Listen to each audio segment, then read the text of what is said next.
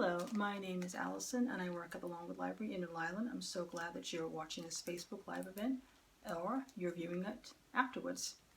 I'm going to be sharing my book recommendation, which is The Vanishing Half by Brit Bennett. I'm going to just read a little bit from the book for you. In New Orleans, Stella split in two. She didn't notice it at first because she'd been two people her whole life. She was herself, and she was Desiree. The twins, beautiful and rare, were never called the girls, only the twins, as if it were a formal title.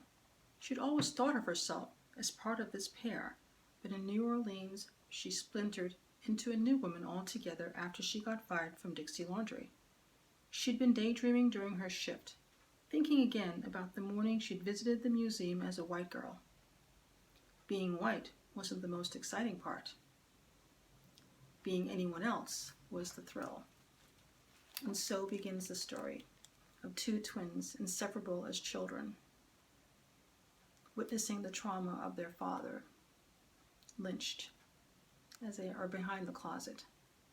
Their mother, Adele, born into a small town in the Jim Crow South called Mallard. Mallard is a unique place. Mallard is a place for non-whites, non-blacks. And what does that mean? That means colorism. That means that they are a segregated group of white people who have created a border to insulate them from the rest of the black world. Each generation marries lighter, and almost like genetic engineering, creates a whiter race, but a non-white race, but still black. These two girls run away in 1954 at age 16, running north into New Orleans, escaping home. Their life splintered in many, many ways, where they have to make choices. One sister will return to Mallard in 1968 with her young black daughter. Another sister will cross over and pass for white. Choices are made. Lives are lost. There's a lot of sadness. There's a lot of sorrow.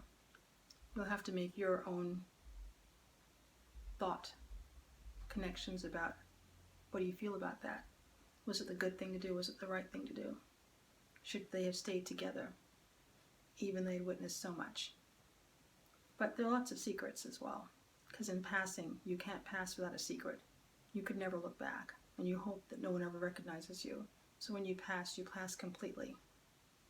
For one sister that returned to the town of Mallard, coming back was an opportunity to reconnect with that community and remain entrenched in that community.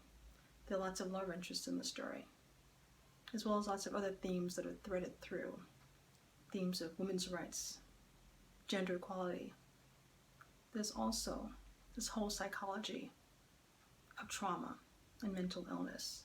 So lots of really good themes to dig into, lots of literary devices. The author is very adept at weaving the story, and you're not quite sure who's telling the story, but it's almost as if there's an outsider just taking a peep and taking a look and just kind of like spinning it off for you as you try to figure out the story. But we do hope you'll enjoy the book, as I did. And again, The Vanishing Half by Brit Bennett.